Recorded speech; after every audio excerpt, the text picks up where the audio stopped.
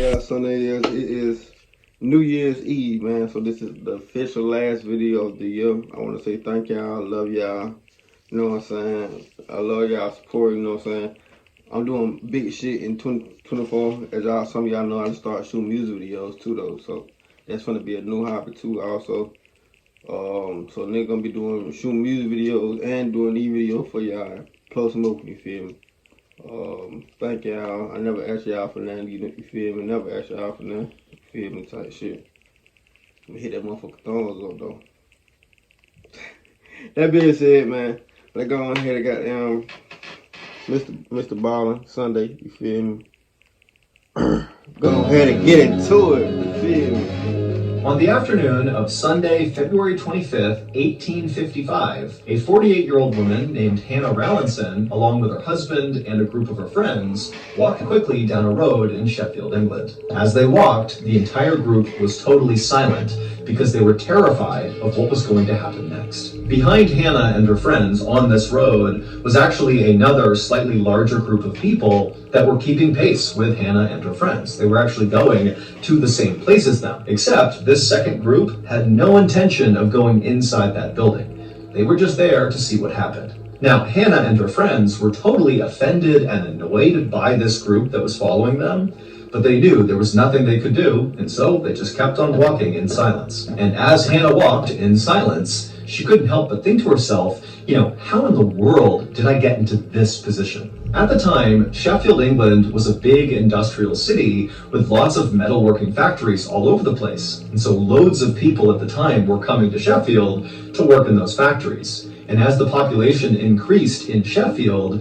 the city began building all these tenement apartments, which are kind of like these low-quality, cramped, interconnected apartments that are basically cheap and easy to make and house lots and lots of people. Hannah and her husband lived in one of these tenement apartments, and they worked in one of the metalworking factories, which meant their lives were pretty rough and difficult. But recently, their lives had become even more challenging when their oldest son had died in a coal mining accident. Damn. And this totally devastated the parents, but Hannah definitely took it the worst. In her grief, Hannah became very antisocial and began just going to the factory and doing backbreaking labor all day, and then came straight home. She would go to a room by herself, and she would just sit there all night and pray and try to communicate with her dead son. Now, at first, Hannah's husband basically did the same thing as Hannah. He put all of his energy and his time and his focus on work, even though it was totally backbreaking and miserable, mainly because it was a distraction from this terrible grief he was dealing with. But after several weeks and months went by, Hannah's husband did begin to kind of get back to normal and began to move forward with his life. But he could see Hannah was not doing that. Hannah was totally depressed and isolated, and so he eventually encouraged her to start going back to church and start spending more time with people there, make some new friends, and hopefully being around some people will help you cope with this tragedy. And Hannah had actually taken her husband's advice. She began going back to church, she made a bunch of new friends, she rekindled old relationships, and before long she was getting that support, and it was helping her kind of move through this grieving process. But ironically, it was this new church support group that had thrust Hannah into a new horrible situation, one that was playing out on the streets of Sheffield, England, as Hannah, her husband, and her church friends speed walked down the road with this big group following behind them. And so in this group of people with Hannah was obviously her husband, as well as her closest friend from church, whose name was Harriet Ward. And then also there was 3 members of the Fabell family. There was Mr. and Mrs. Fabell, as well as Mrs. Fabell's sister. And all of them were headed to the tenement apartment on Campo Lane, where Harriet Ward and the Fabell family lived together. Hannah and her group, and the second group that was following them, all came from the same place. They all went to the same church, and that day, for the previous 2 hours before they all took to the streets here, they had been having this really heated argument about what to do about Harriet and the Fabell family's basement. Or, more specifically, what to do about what was in their basement.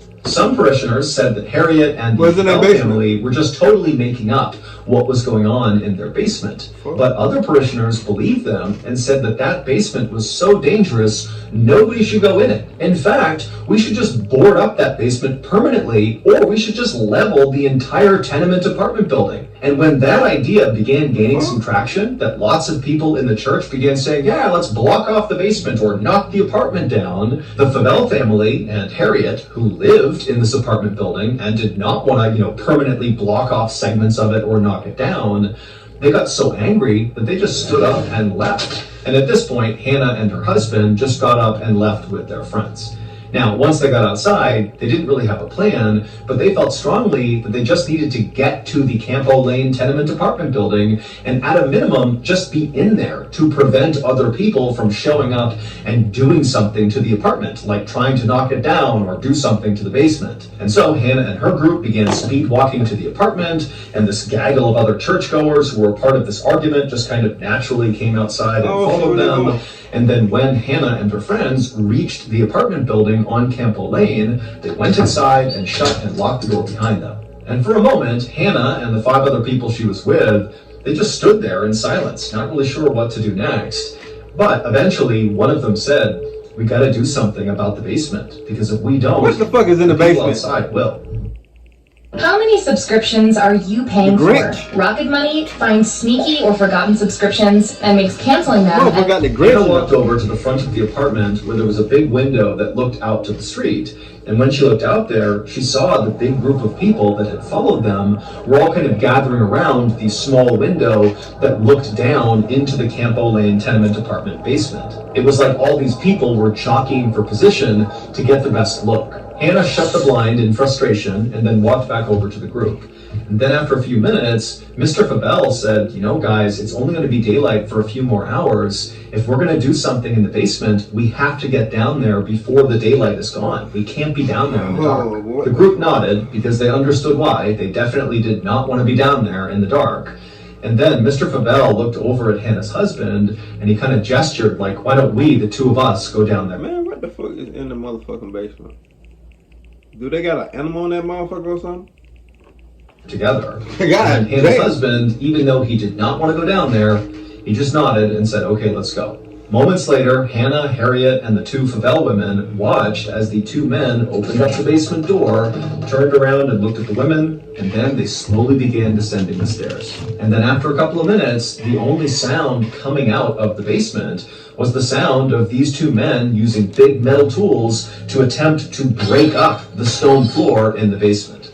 For the next 2 hours, Mr. Fabel and Hannah's husband continued to smash up the floor in the basement, but every time they removed a big piece of stone, all they'd find was dirt underneath. There was nothing else. No shit. Meanwhile, outside, the crowd looking in that window into the basement was only getting bigger and bigger. It was no longer just other members of their church. It was now just random people who saw this big group and walked over to see what was going on. I bet you were niggas. And Hannah, who was at that window looking out into the street, she was seeing this group growing and seeing how rowdy they were getting, and it was starting to make her really nervous. But the nerves she felt about the crowd were nothing compared to the nerves she felt about her husband and Mr. Fabel still being in that basement now that the sun was about to set. She did not want them down there in the dark. And finally, when the sun did set and the 2 men still had not come up, Hannah just rushed over to the basement and yelled for them to stop what they were doing and get up here. And the 2 men did as she asked. They dropped their tools and came upstairs looking totally dejected. They had not found the thing they were looking for down there, which meant they had failed. But Hannah and her friends were hoping that now that it was dark outside and the people outside could no longer actually see into the basement because it was too dark, that maybe the crowd would disperse. But as Hannah, her husband, Harriet, and the Fabels sat down to have some dinner in the apartment, they looked outside periodically and they saw the crowd was not going away. If anything, the crowd was still continuing to get bigger. Now, you got to remember, this is Sheffield, England in the 1800s. This was a tough place to live. Everybody's working at these factories, doing this awful work 7 days a week for very little money, and there's virtually no entertainment anywhere. It's basically just work, work, work until you die. And so when people in Sheffield saw this big group of people at night standing around this apartment window, It was exciting, and that was pretty rare in their lives, and so they were not about to leave and go home because their lives at home were terrible. And so, by about midnight, there was this huge crowd right outside of the Campbell Lane apartment, and it meant that, Hannah and her husband really couldn't leave to go back to their apartment. They were kind of trapped because of this crowd. Also, the crowd was really starting to get rowdy, and the Favell family were starting to get worried that a fight would break out near the basement window, and then maybe the window would break, and then these people would storm into their apartment and maybe rob. Hey, fun fact, I just seen Thanksgiving. That shit is crazy. Y'all should watch that. No cap. On Black Friday, that's how y'all motherfuckers be. I never go to Black Friday day in my life. Of them, they didn't know. And so Mrs. Favell came up with this plan to try to get the crowd to leave them alone. And so she ran over to one of the biggest windows on the first floor, and she pulled down the curtain rod and the curtain attached to it, and she handed it to her sister and said, go down in the basement and use this curtain rod and curtain to block out the one window this crowd has to look into the basement. If they can't see into the basement, then they'll likely just leave. But Mrs. Favell's sister, after being handed this curtain rod, she's like, I don't want to go in the basement. It's the middle of the night. I'm not going down there. And over the next couple of minutes, the entire group just kind of bickered about who should be the one to go down into the basement to cover up this window. And nobody wanted to do it. And finally, Hannah, who she's lost her son recently, she just wants to go home at this point, but she can't because of the stupid group. She finally just snaps and says, you know what? I'll do it. And so she snatches the curtain rod and just walks right over to the basement door. She opens it up and begins descending the stairs before anybody else could stop her. And as she did, her husband and Harriet and the Favell family, they all crowded around the top of the basement stairs, looking down, kind of... Nigga, you ain't go down there with your wife, nigga? Waiting to see what would happen. He ain't go down there with his wife? I started at Purdue Global because it was really easy to try to balance classes. I sat up and smiled at the theme story. But it turned out already that all original 8 episodes is available.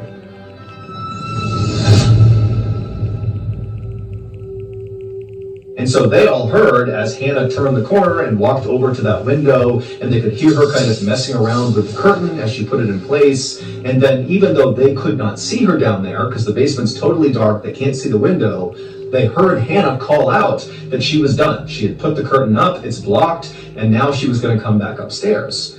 But after she yelled to them that she was coming back up, it went completely silent in the basement.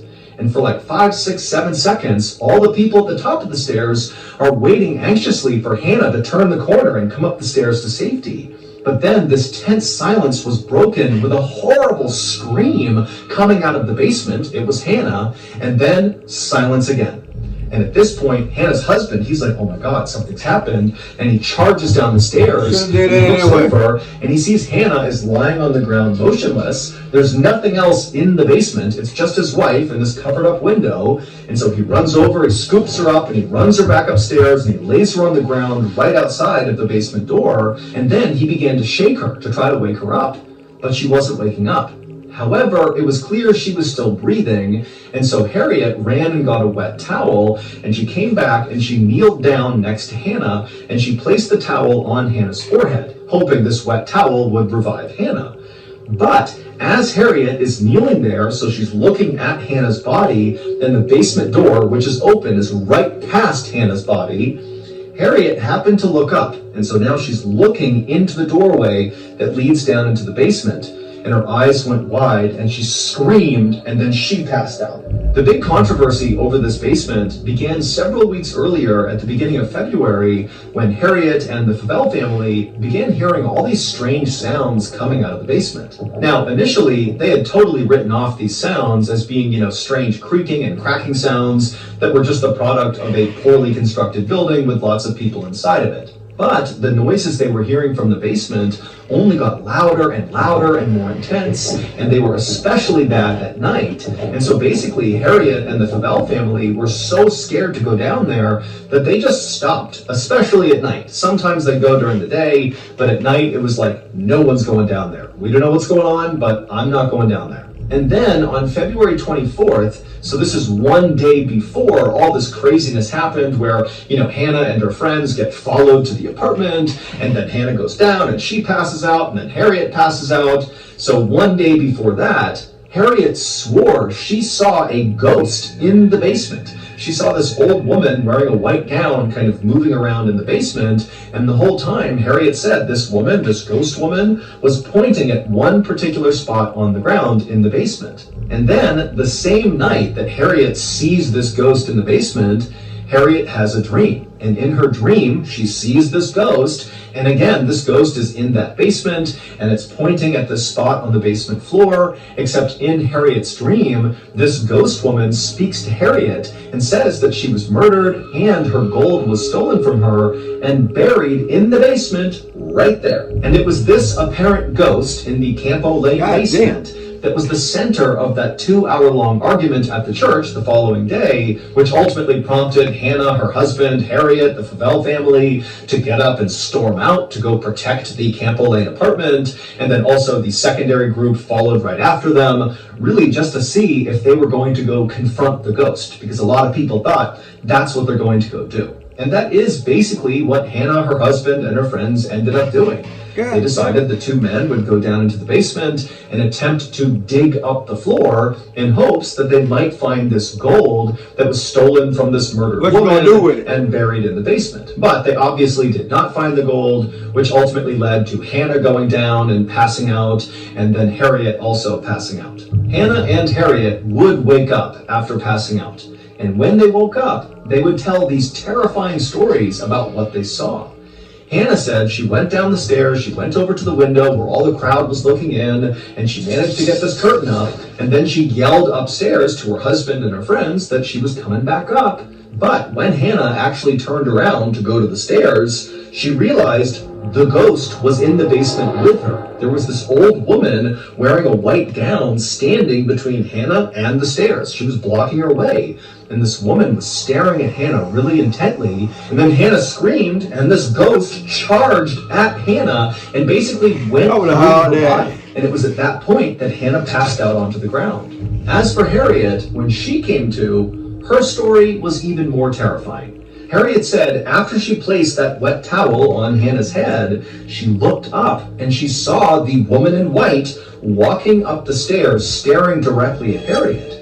And Harriet, she froze and kind of leaned back and just stared at this woman. And the woman, she came right to the top of the stairs, she stopped in the doorway, and then she opened up her mouth grotesquely wide and just continued to stare directly at Harriet. And then with slow, trembling hands, the woman began taking off her nightgown, which eventually fell to the ground, and Harriet saw this woman was covered in cuts and gashes all over her chest and neck. Damn. And then Harriet let out a scream, and she passed out too. Not long after Hannah and Harriet both came to and told their horrible stories, the police arrived outside and dispersed the big crowd, which meant Hannah and her husband could finally leave and go back to their own apartment, and they would. But just 12 hours later, Hannah would die. Damn. The Sheffield coroner held an inquest into Hannah's death, but he could find no scientific explanation for why Hannah actually died.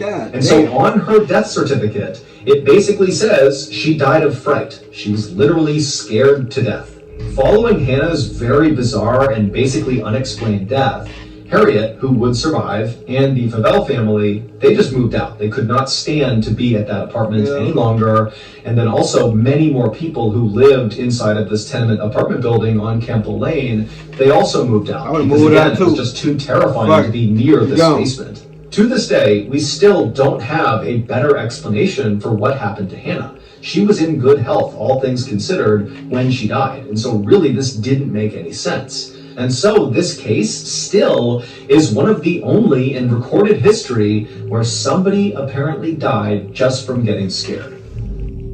That's crazy. I ain't gonna lie, it's crazy to the motherfucker. You know you got damn shit, honey. Move the fuck out and get the fuck on, cause I would. That being said, last video of the year, happy New Year.